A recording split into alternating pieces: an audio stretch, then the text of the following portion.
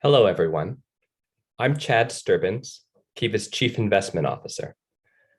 Thank you for choosing to spend the next 2 hours with us for the final day of the Gender Equity and Financial Inclusion Forum. And thank you to USAID for supporting this conference. Over 9 years at Kiva and 2 decades in impact investing, I've seen the financial inclusion industry evolve, with many organizations broadening and deepening their approach to impact. As a part of that trend, I am proud of what Kiva has done to elevate client voices in the communities we aim to serve. As an example, in a recent partnership with the United Nations Economic and Social Commission for Asia and the Pacific, Kiva and 3 of our partners joined together to learn more about the barriers women clients face and what product innovations would best serve their needs. The learnings from this research have helped our partners to improve their loan products and renew their focus on business training programs. For the last 2 sessions of the forum, you'll hear from experts who are actively exploring new ways to expand and deepen impact. The first session will seek to demonstrate the power of data and how investors can better leverage information to drive financial and impact decisions. The last session will be focused on blended finance and how and why these structures are utilized to drive higher impact outcomes. But before launching into these sessions, a few housekeeping items. This forum is being recorded and will be available to the public following the conference. Subtitles are available with a live transcript of today's conversation. You can enable those by clicking on the icon at the bottom of your screen. And finally, please feel free to share your comments and your questions for the speakers at any time in the chat box. And now, it is my pleasure to introduce you to Wade Channel, who will be moderating the next session on data and decision-making. Wade, thank you for coming out of semi-retirement to host this conversation. Over to you. Thank you, Chad, and happy St. Patrick's Day to everyone. I feel a little more like it's Groundhog Day with me poking my head out to see if it's safe to come out of retirement for a few minutes. I'll probably run right back into it afterwards, but when you see this panel, you'll understand why there was no way I was going to skip the opportunity to be a part of this. As you know, the title of this is Data and Decision-Making, Using Better Data to Improve Investment Processes. I would also suggest that part of our discussion will not just be about using better data, but using data better. Brief example, I once looked at a project that was analyzing government services to the population, and I was thrilled they had done sex disaggregated data because so many groups don't. Unfortunately, they didn't analyze anything according to sex disaggregated data. So you had good data and bad analysis rather than a gap in the data. So it can go both ways. But there are more people on here who know far more about that than I do. And I'd like to introduce those. Ana Barrera is the CEO and co-founder of Aflore, which is a remarkable organization that's working to help the unbanked and using data to improve those services. Myra Buvanic, many of us know as from her work in Data 2X and Center for Global Development. Many of us may not know that she was also one of the founders of the International Center for Research on Women, which is a fantastic group. Ashley Monson is the Social Impact Manager for Tableau, which we all know now. I've been hearing about Tableau for years before I had any idea what it was. I know what it is now, and data is its mission. Well, no, data is not the mission. Data is the means to its mission of a better world. Spencer McCole is here from Kiva, and he's the Senior Impact Manager. His job is looking at whether what Kiva did mattered or how it mattered, for better or for worse. So a pretty great role there and a great panel. I will note we will try to take questions as we can. And along that line, please feel free to put questions in the chat box. We may not have time to take them verbally or orally, and just stick them in as they come around to you. As you come around to them. Still waking up from a very long week. All right. Let me ask a few questions. I'll just get us kicked off, and I'm going to start with you, Spencer. Could you talk a little bit about how investors and investees can use data to improve the investment process, and not just to improve it, but to advance impact? Yeah, that's a great question, Wade. I think I'll speak from the investor perspective here. Kiva really looks at three pieces of core data when making investment decisions, or at least to help us be informed around investment decisions. And that's one, data coming directly from our potential investees, which includes a 30-question survey that we send all potential investees. It helps to collect the types of social impact data that they have, the practices that they maintain to ensure client protection, as well as any sort of financial data that they have. We also access public data sets that are out there, using World Bank indicators around measuring which countries to invest in, which regions are seeing high poverty rates or low financial inclusion can be really helpful for us. And then lastly, I would say we take a really serious approach looking at existing rigorous data from researchers around JPAL, IPA, that really have found which types of interventions are linked to strong social impact outcomes for women in particular. So combining all that together, we start to aggregate data to start to plot investees on different strengths and weaknesses that can help us improve the investment decision process. Maybe just to quickly show two charts here, just to illustrate that right off the bat. So first, we're able to aggregate all this data together to quickly look at any potential investee across their estimated kind of impact score, which looks at the types of financial exclusion that their customers are facing, as well as kind of an evidence-based product score, which is triangulated against the academic evidence that we've seen. We're also able then to plot our portfolio or potential portfolio across financial risk as well as impact, which is a really quick way of using also Tableau's visualizations to understand where partners might be outside of our benchmarks and why that might occur and what the explanation might be. So that's just one quick example there.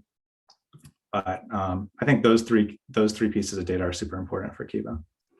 Thanks, Spencer. Myra, why don't you tell us a little more from your experience? You've got a pretty high-end experience in the data world.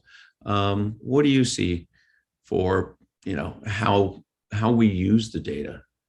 Thank you, Wade, and it's a great pleasure to be here and to be here with you. It's wonderful.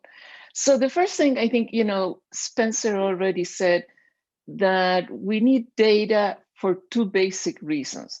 The first reason is to find out if we are doing things right, the monitoring and evaluation data. And the second reason, and most importantly, if we're doing the right things, right? And that's when Spencer was talking about the impact evaluation data that JPAL and IPA and all the randomized control trials that are being done now.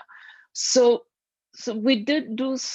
we need slightly different kinds of data for these two different functions, but obviously, for these functions, we really have to go finally to the client, particularly because if we're going to be finding out if we're doing right things.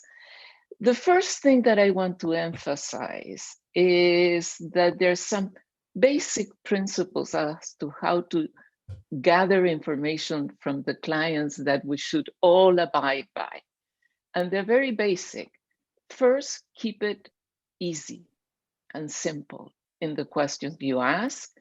Keep it numerical, because we'll have to aggregate lots of information over populations. Keep it short, because clients have other things to do. Keep it consistent. If you ask for a certain metric, keep that metric the same over time. And most importantly, and I think something that people often forget, is give a way out. The client or the potential client, if he or she does not want to answer a question, should be able to do so. And I think that is critical. In terms of now the investment process and what kind of data we need, and I'm going to just be very sort of emphatic about this. In terms of financial sector data, we need both supply side data and demand side data. Do I have time to explain a bit more what I'm talking about? Absolutely. Yes. Okay, great. And I'll give you with an example. Demand side data is the data of the population, right? Well, accessing, if they access financial services or not, is population-based data that is gathered through surveys, administrative data. We went to Mexico to find out the gender gap in financial services between men and women in Mexico. And looking at demand side data, and these are all the demand side surveys, the bigger one obviously being Findex with the World Bank, you find out that over time, the gender gap in access to bank accounts starts narrowing, and it ends in 2 years ago, it closed. So you say, oh my God, women and men now have the same access to financial services in Mexico. Well, if you go to the supply side data, the story is very different. Supply side data is the data that financial sector providers, banks, and any kind of financial institution gather. They often gather a lot of the data, they don't make it public, and oftentimes it's not sex disaggregated. But in Mexico, it was sex disaggregated. And what do you find there? Is that the proportion of women being clients of public sector banks, these are the development banks where all the cash transfers go in, where 80% of the clients were women. So they were the majority clients of public sector banks. You went to the commercial banks and 30% of the clients were women. So clearly, if you looked at one statistic on the demand side, you would have said, oh, there's no gender gap. But if you look at the supply side, you still find that commercial banks were not having equal number of women clients. Thank you. Thanks, Myra. I like the emphasis that you've given there of looking at multiple sources and what those mean. I think that takes us back to the big question: how are we doing using that? Are we gathering the data in the gender lens community? And if we gather it, are we using it? So Ashley, what would you say? How would you rank the gender lens investing community in their use of data for better decision making?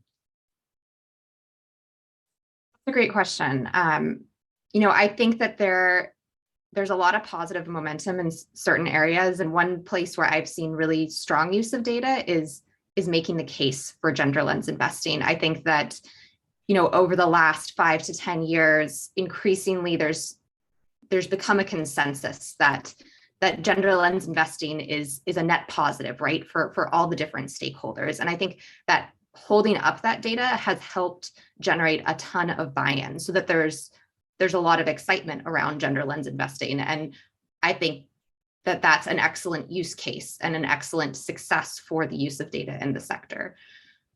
But where I think we really need to go next is actually using that valuable data that Myra was just talking about, that sex disaggregated data, the data from multiple different viewpoints and angles, because, one single data point looks different depending on the context that you're viewing it from, to actually improve, the investment vehicles that we're using, the strategies of how we're investing in women and gender diverse populations. And I think the advice I would give there is advice that I give to a lot of the nonprofit clients we work with.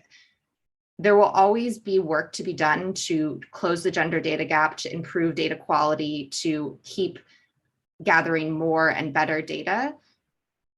But that doesn't mean that you can't start using the data that you have access to now. And I would actually argue that starting to use that data will reveal some of those answers to the questions around which data should we be gathering. And it'll also reinforce the value proposition of why you should be collecting data and why people should be filling out the surveys that you're delivering to them. So I think that's really what I see as the next phase is to start using data to deliver meaningful quality services, and make sure you're using data to, again, evaluate those services. So there's continual improvement, and hopefully you're developing, a feedback loop of data, that it's not just sitting siloed on the investment side, but it's actually fostering a dialogue between investors and investees, and hopefully providing value for everyone throughout that stakeholder food chain. So you're proposing that this is a virtuous cycle, and to jump in, that we may not have all the data we'd like, but use what we've got, and that will reveal more about what we don't have, and at least enable us to do more, which I like. I'm also encouraged by what I hear you saying on a greater acceptance of the gender lens investment idea, that this is going to improve outcomes, et cetera. It's been my more extreme position over the years at USAID that if you are not looking at gender when you're making decisions, you are committing malpractice.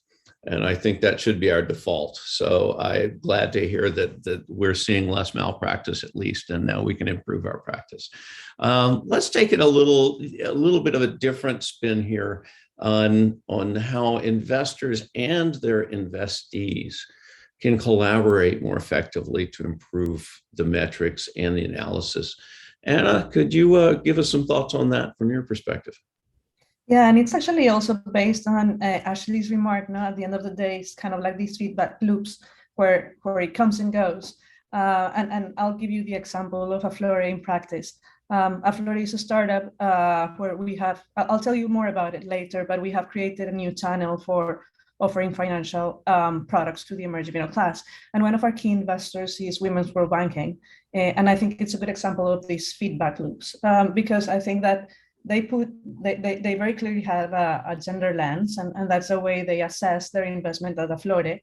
Everything on how we were kind of like solving the problem for women clients, but not only that, but also like how, for example, our distribution channel is actually mostly women. So by default, that generates a different type of relationship with the client.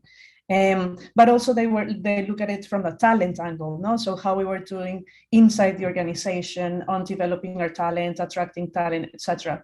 And they, use that as part of their investment decisions. And luckily, and I think that is related a little bit to what Myra is saying, is like, luckily, no, I think that by design, we had, started collecting data from the very beginning in a natural way, gender disaggregated. So it make it very easier, like when it comes to due diligence, etc., to be able to work together with the investor on navigating the business model as it impacts women.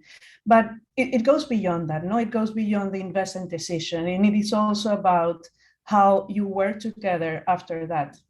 And it has been very interesting working with Women's World Banking for almost a year now, or over a year now, actually, where, after they joined, then we have had these discussions at the board level, no?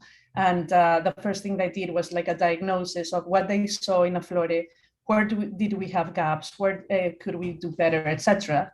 After that, we got involved in a consulting relationship where they went one step further, dig down into our business model, and throughout, again, from clients to our team, to our informal advisors, etc., etc.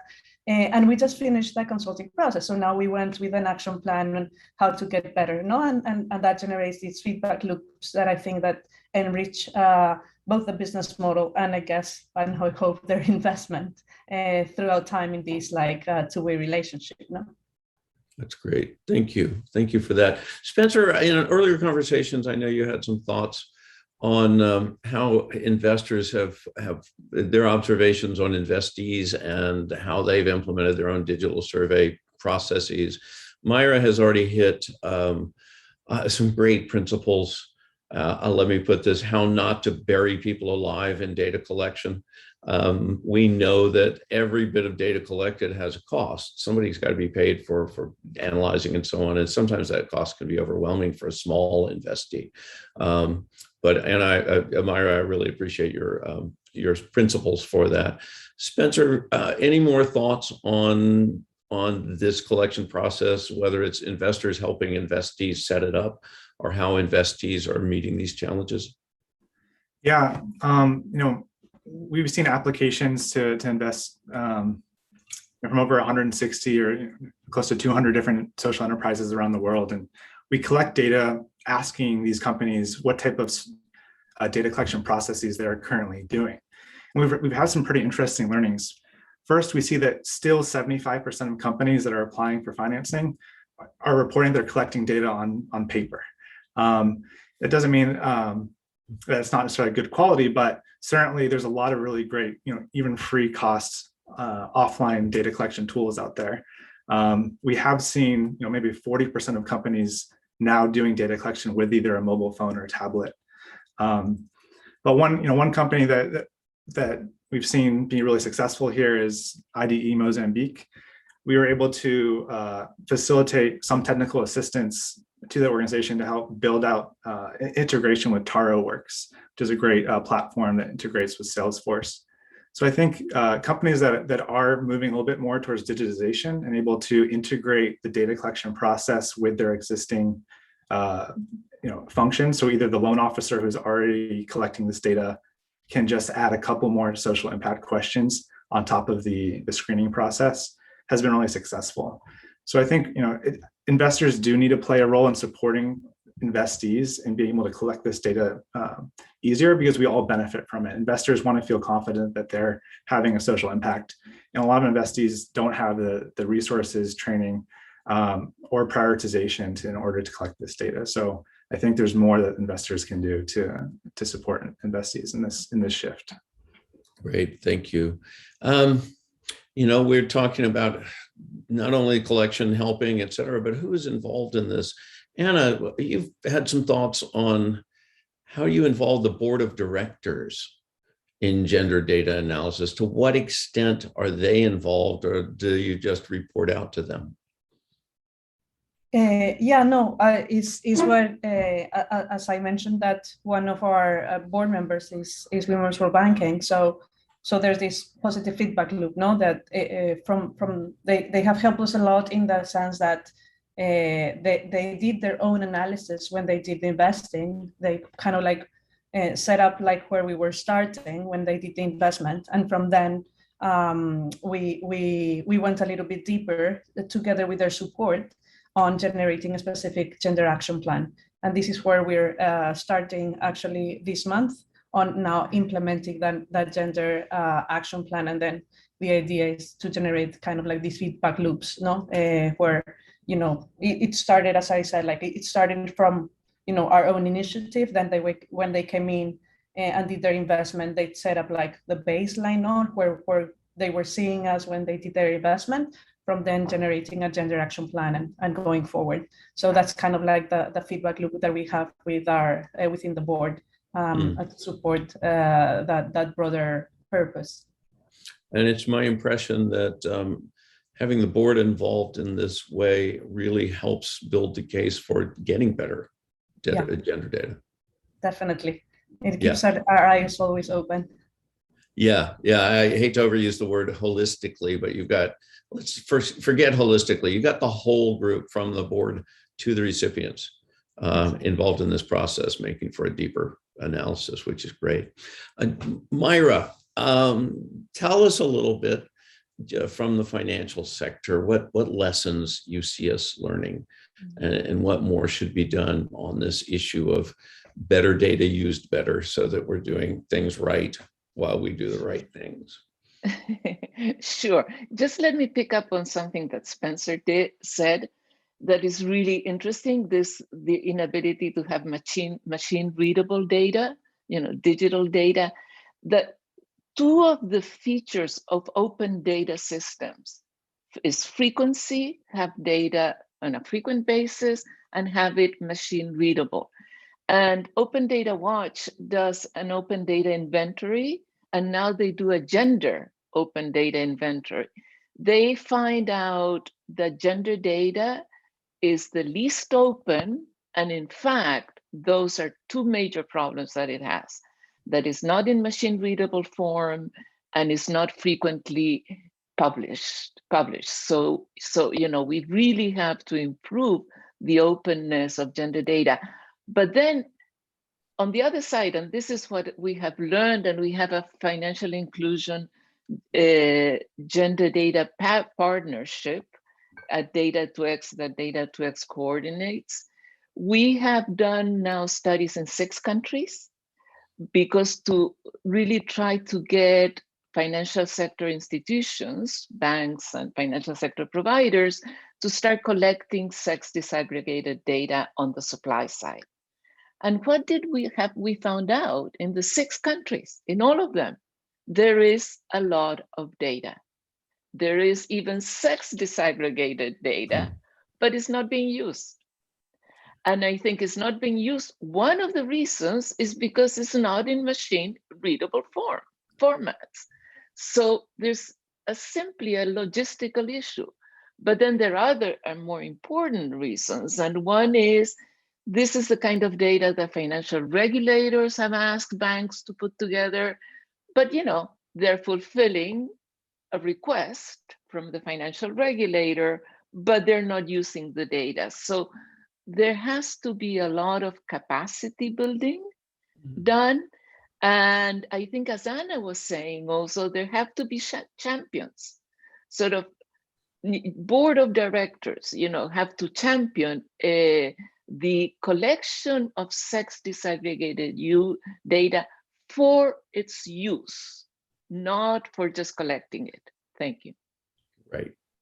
Well put. This is not a collection that we're going to put in the Smithsonian so people can drop by between the bears and the gems and the original, other items in a museum. This has a purpose, and how we get that. I know you mentioned Mexico earlier and how I know have moved to collect much more data. I don't know if they're using it, but I do remember a few years back when Ruta Itis was working with Mexico to make it a national priority to actually collect the sex disaggregated data.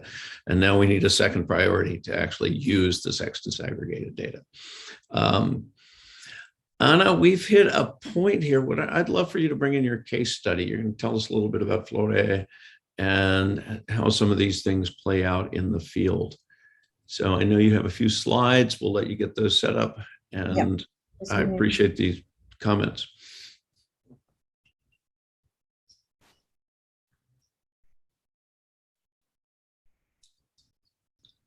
Okay.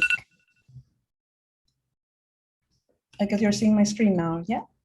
Yes. Okay, so first a quick intro. So at Florida is a fintech. We're focused on financial inclusion for Latin America. And what we created was a new distribution channel that is based on what we called a community of informal financial advisors, who are the people that offer our loans.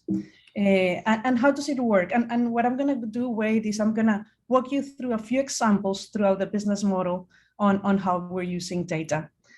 So the first one is creating a new channel. So what we have created is, what we do is we recruit and train financially savvy leaders in the communities, and we equip them with a mobile platform so that they can offer our products. Today we offer loans and insurance products to their close networks of trust. So by working with them, we have solved a big problem that we see in financial inclusion, that it's the problem of generating trust. No, we believe that financial inclusion is not only a problem access, as it is also a trust problem. So informal advisors are those that help us bridge that gap in trust, and that also extends to, that makes a digital model also easier to adopt by our customers. And our informal advisors, they generate an incentive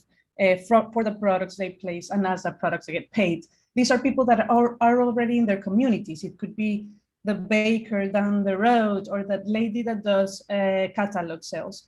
And this is a first part where data started enhancing our business model. As when we started the business model, we didn't necessarily have a gender focus. But as we started recruiting informal advisors, we realized that we were recruiting women at a faster rate than we were recruiting men. And that was interesting, and we tried to understand why. And we realized that the reason why we were attracting much more women than men to our business model was because, in Latin America, as you have probably seen, direct sales is very prevalent.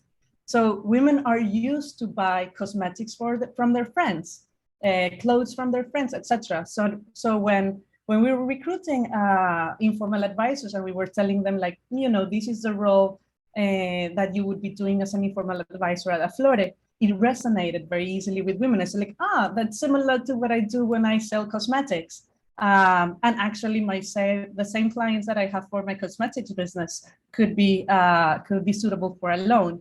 So it was interesting on, we started first much broader, and then we realized that the impact that it had in women. So much so that today, about 75% of our informal advisors are women. So we started with that and created this unique distribution model where we develop a platform that makes it possible for our informal advisors to become community bankers. So they sit at the center of this community and they engage their community into getting access to financial services. So this is the case, for example, of Rosita, that she owns a bakery, but then at the same time she offers Aflore loans. And it is very much because, in her bakery she has actually two tables, and she gives away free coffee to her clients. And it's in those conversations that it comes about what are the needs of her community with relates to financial services, and she's there to be able to offer Aflore loans, and she does it very simple. She has like a platform, an app in her phone that makes it very easy for her to offer those products. And I think that, and it's a little bit related to what Myra is saying on the way of collecting data. And I think that that's, kind of like the beauty of having a digital journey, and that, our app, which is the base that we use for informal advisors to be able to offer our products. And it has we have designed a journey in the app for our informal advisors that it makes it possible to collect data from, from even before they become informal advisors, even when they are just leads, right? Interested on getting informal advisors, you could already start collecting data there and then, all the way to, if their clients are paying their loans or not. So it's kind of like also deliberate in the way that we design that journey to understand like how we're collecting data at the different stages. And as Maria is saying, it's like also how you use that data to get to better products.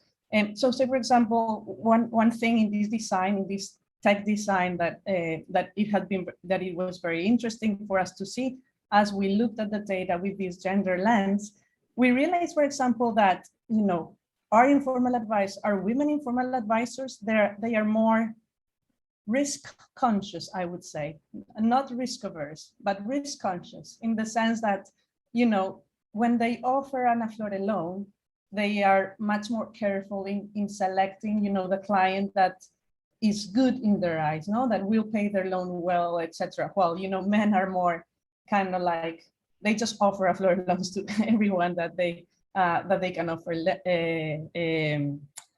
offer products to. And by understanding that difference that we started, that we first saw in the data, in the sense of like how many people women informal advisors were talking to versus men, then we started digging a little bit deeper, and we realized that, because women are more risk conscious, they also needed more kind of like reassurance from our side. So they wanted to show to their potential clients that, Aflore was a legit company, that we had like good support. They were asking things like, who were our investors? They were asking things of like, if we were kind of like regulators supervised by the government in some way, shape, or form. So that guided our product design in the sense that, for example, we created new features like this, like one of the features on how do they share information about the Florida with their clients, no? So what did that initial information or communication needed to say to be able to generate that trust that women needed also to be able to better promote our products and services. That's another way of using data.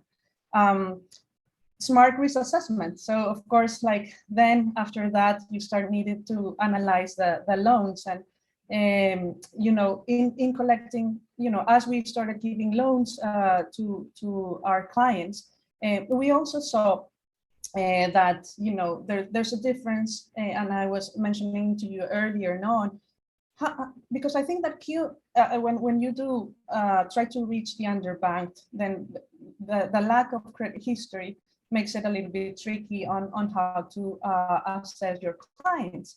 And what we did was like, okay, how can we enrich the assessment of the willingness to pay with our data? And with that lens, we also saw some interesting facts, that we enrich that data with the performance of our informal advisors. So like good informal advisors typically bring you good clients, and that's why we classify our informal advisors depending on their performance, which is not only based on how many loans they have given, but how good are the loans and how do their credit approval rates are, and that's when we, like, when you look at the gender disaggregated data, you realize that typically women informal advisors are better in performance, in risk adjusted performance than our male informal advisors. And finally, also, how do you use the data? It could also help you. It has also helped us guide us in the design of new products, not beyond loans. And I'll give you an example of how we did it.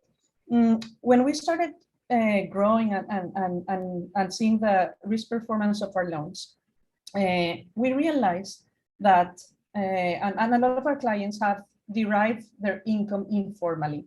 So meaning that when they live on a day-to-day basis. So basically, if they can't go out to work one day, then they don't generate income that day. And we realized that sometimes these types of customers were falling behind in their payments because they will get sick or somebody in their family gets sick. And that's especially true for women, that they will have to stay home to take care of the kids, and then they will lose that day's income. And what we saw that from the data, from the loan performance of our clients. So we said, like, what if we could create an insurance product that pays them for every day that they or somebody in their family is sick? So it kind of like provides that, it compensates for that fall in income for that day. And we went to an insurance company and we said, like, could you design a product that looks like that?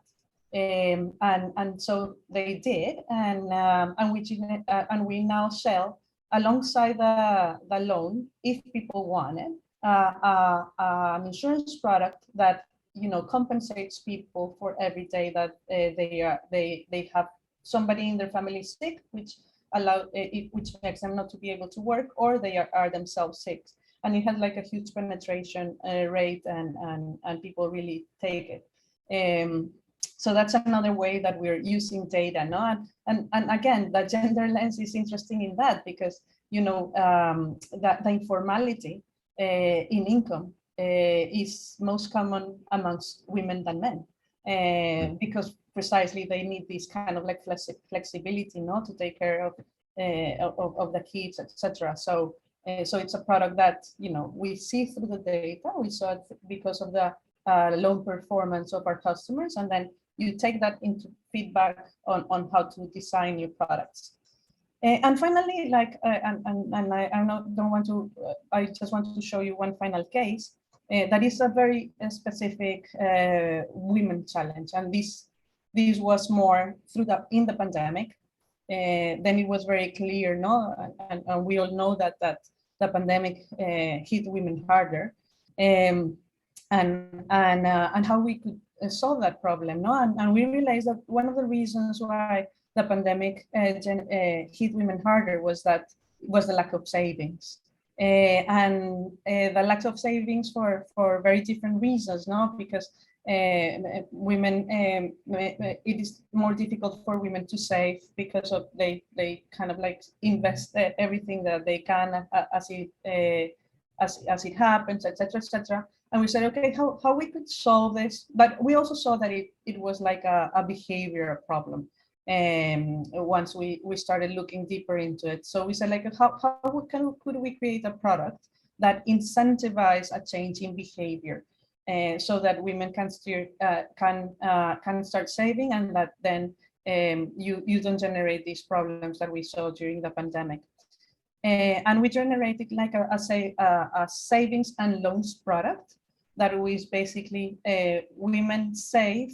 When they pay the loan installment, a portion of it it's allocated to a savings product, and they really and they gave us really good feedback on that product, because it helps them solve different issues. It is not only that it incentivizes the change in behaviors, you know, so like every month they will be saving, but it gives them also like it builds on the confidence to save.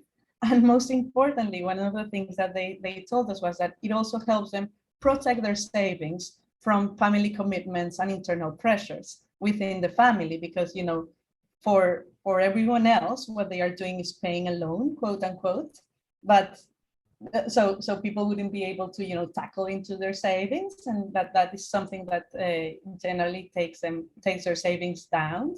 But it also will it kind of like, I don't want to say hide their savings, no, but it's like their savings are segregated, which makes it also very attractive. So that is another way that we are using this data to generate better products for our clients. And I'm going to stop there. Great. Thank you, Anna. That's pretty remarkable. All in all, I see your products as being a conversation from the boardroom to the recipient, that are producing information, and not only that, the analytics to see where problems are and invent something new. Two things that really hit me. One is this insurance. I know I was always looking at micro insurance possibilities. I hope this really takes off. Everyone else in the room, be listening to this product. This could really make a difference in a lot of lives. The other, I want to reinforce something you said. You talked about women's risk behavior. And there has been a misunderstanding in the world that women are more risk averse. I think that's nonsense. Women live in a far riskier world than men do. So women tend to be risk aware beyond men. And consequently, their behaviors are rationally and intelligently adjusted for those risks. It is not aversion. And I think that's a message we continue to get out there.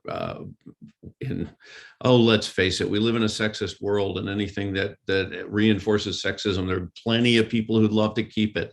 And this is one of those areas we've got the evidence. It is not what we have said in the past. And there's a much better way to look at these things, and therefore to build your products and services. And it's great to see this example. I've got one question from the audience. I also just want to open it to our panel for any other inputs as we're going forward. This I will describe as the holy grail of economics.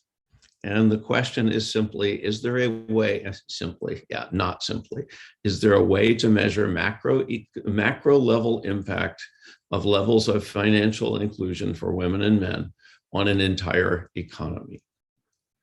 Anyone want to jump into that economic quest for the grail?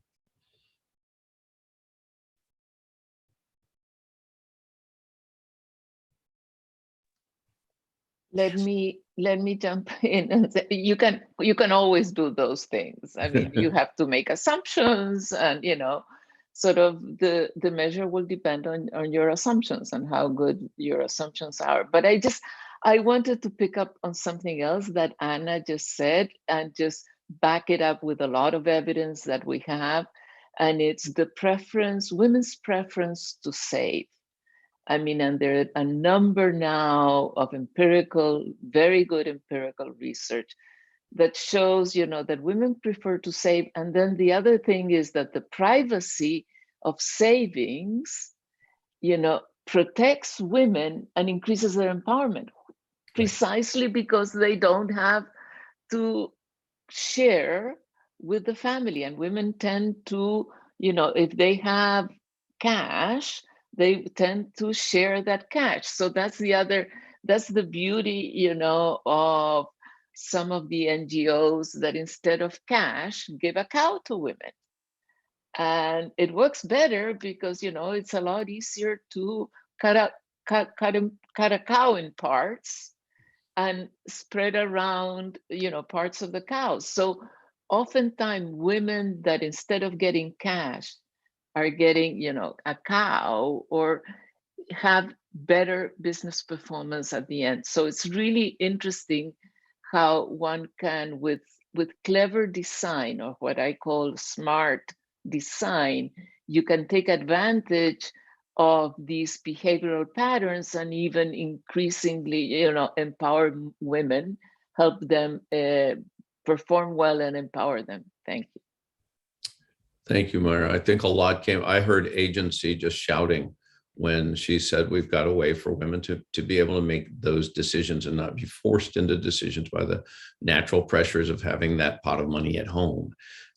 So it gives them greater agency for investment. And we do know that women do tend to reinvest in their families and their communities.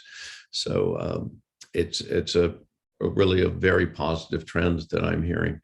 I want to throw it open a little more, and feel free to send in other questions. Ashley, we haven't heard as much from you. You at Tableau, you are one of those organizations. I can remember people getting excited at AID. Oh, we're going to get Tableau. And, I didn't know what they were talking about, frankly, but I was very excited for them because they were much smarter than me when it came to data.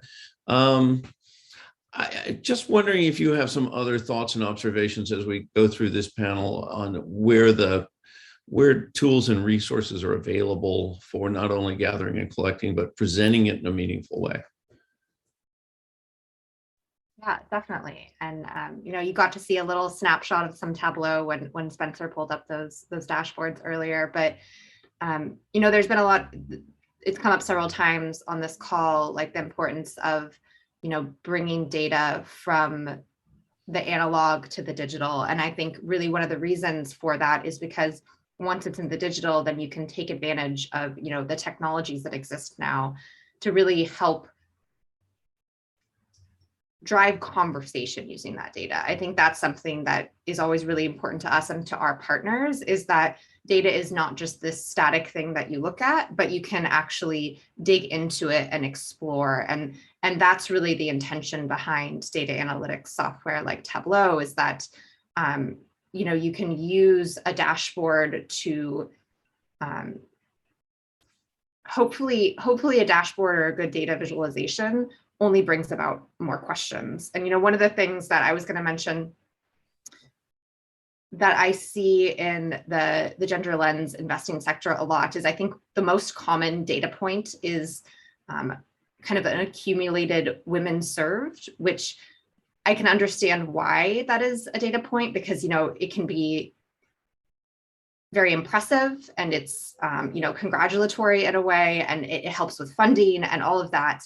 And I think that it's an important data point, but it's not very action oriented. Like if I were to tell you that there's 76 million women employed in the US labor force, that's a big impressive number, but it doesn't mean anything until you have the context of, well, what percentage of women is that, which is around 56%, or what's the participation rate for men, which is hovering around 70%, or how has that participation rate changed since the pandemic, which we lost, I think over 2.3 million women in the labor force since the start of the pandemic, and we're at a 33-year low of participation in the US labor force. Like it's, one data point alone doesn't tell a whole story. And the idea of things like Tableau is that you can connect to not just one, but you can bring multiple data sources together to analyze them on top of each other to bring additional nuance. Because that's really important too, I think, is to serve women, we need to be able to see them in the data. You know, who are they? Where do they live? What are their income levels?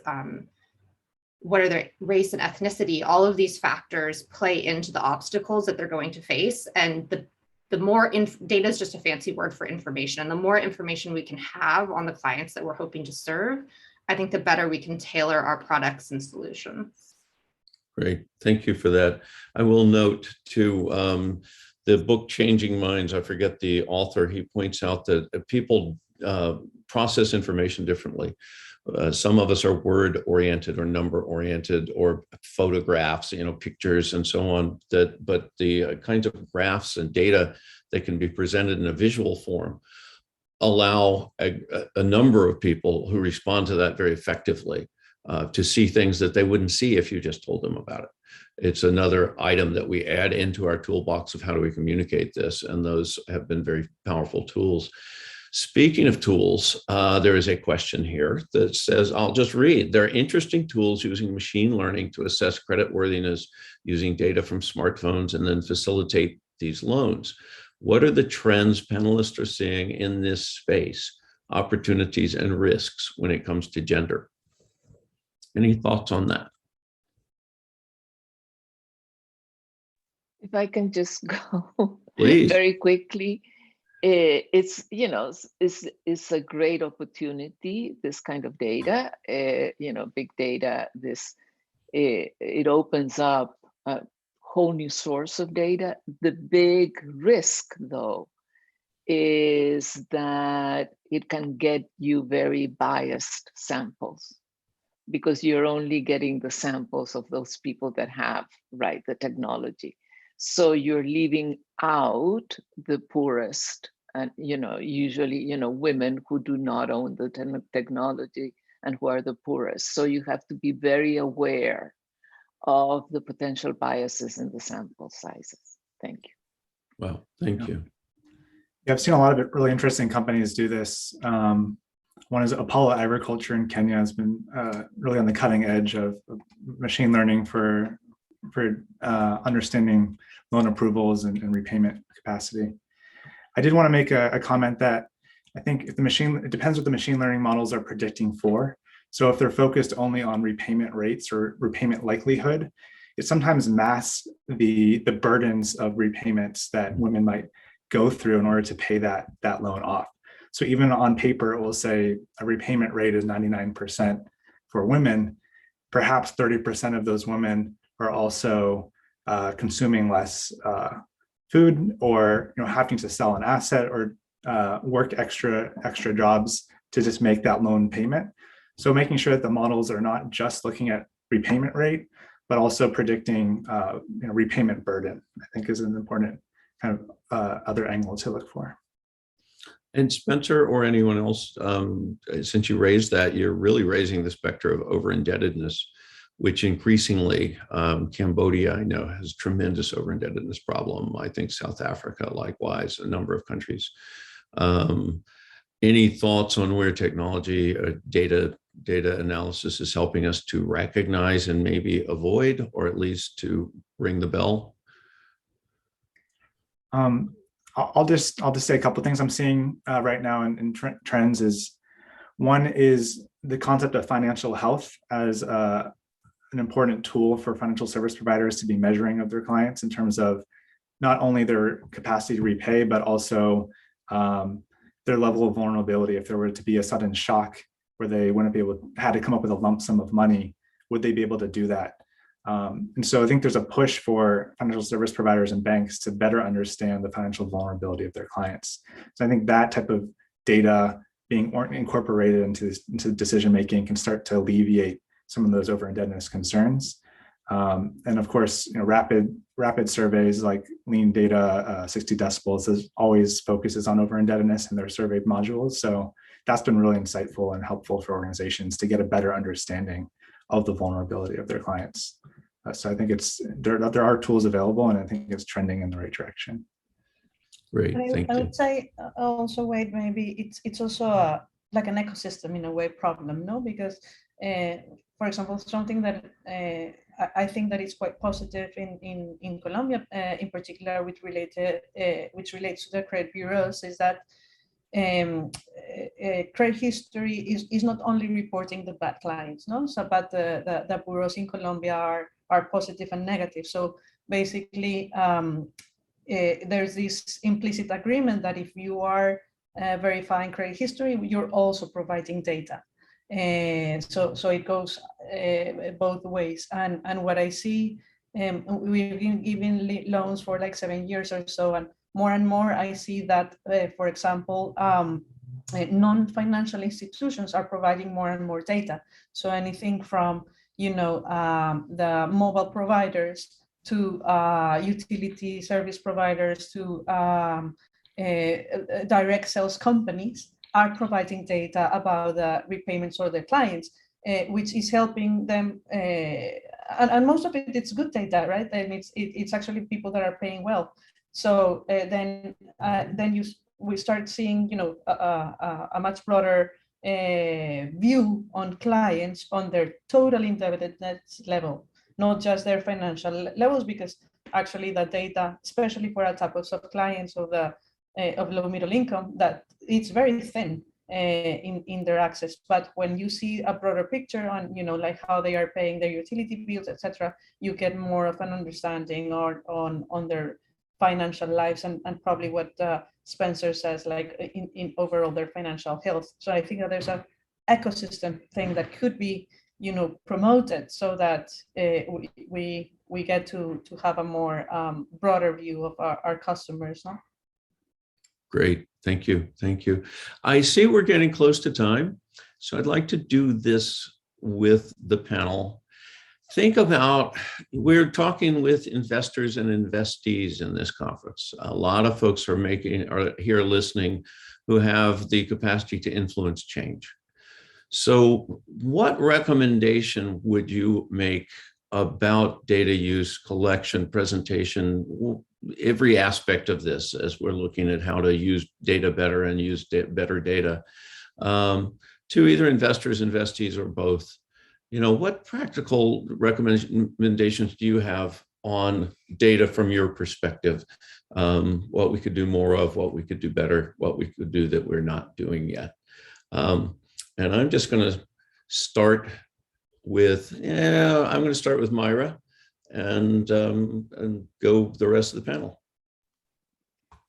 Sex disaggregate your supply side data and use it. Thank you. Thank you. We really shouldn't be having to say that for 20 or 30 years, but thank you for saying it again. It's still true. All right. Anna, let me jump back to you. I guess that I will talk to like the startups and the companies designing new products. And it's think about data collection from the very beginning. So when you start designing the product, so that you make sure that you're collecting data throughout. Great, great. Ashley? Sure, yeah, I'll add on to the point about data collection. I think something that we've been talking a lot about recently is the importance of community consultation in data collection. When prioritizing which data points you want to collect, I can't overemphasize enough the importance of speaking with the communities that you're trying to impact change on, because getting their input will make sure that the data you collect is, one, related to the problems that the community is facing and hoping to solve, which will in turn make sure that that data is actionable and will actually drive impact and change in that community. So I think that would be my one takeaway. Great. Spencer, you're up. I would say investors must continue to support investees in collecting the demand side data from their end clients. And I think they need a lot of support, and investors should not just come with financing, but also always come additionally with technical assistance. Excellent, thank you. I want to thank the panel. I also want to say and thank Kiva and USAID for this conference. But as I listen, it's very easy for some of us to look at numbers and forget what they are. Here we are talking about averages and percentages and so on, but at the end of every statistic is not a decimal point or rounding error. There's a human face, and that this is very human. And I think the way many of you have presented it have brought that out. This is a conversation that goes all the way up to the board, but it starts with those wishing to provide a service that betters the human condition. And data has tremendous impact. It's an extremely human issue. For me, I developed, I lived in Africa for a while, and I had a number of things I developed and got. Some of them were curable, but one has never been cured, which is when I see data, I see faces. And it's, I think our charge to use the data to change those faces, from the groans and the tears and the agony that many of us have heard in our work in the developing country, to the smiles and the confidence and the ability to assert and have agency. That is what our work is all about. And this is, I think, should not be forgotten for those of us who aren't data types. Don't get into some thought that this is irrelevant to your work. It's not. Data is human, and it is a fantastic tool when used well to improve the human condition, which is, of course, the purpose of this conference and our work. With that, I'd just like to thank everyone. I appreciate it. Go out and make changes, please. Let's use these recommendations. Let's just, I don't know, can we make a pact that 5 years from now, we don't have to say sex disaggregate your data? Maybe not, maybe 5 years isn't long enough, but let's get that going. And with that, I thank you and turn over to a panel full of old friends of mine. Shout out to say hello and enjoy your panel. Thanks a lot.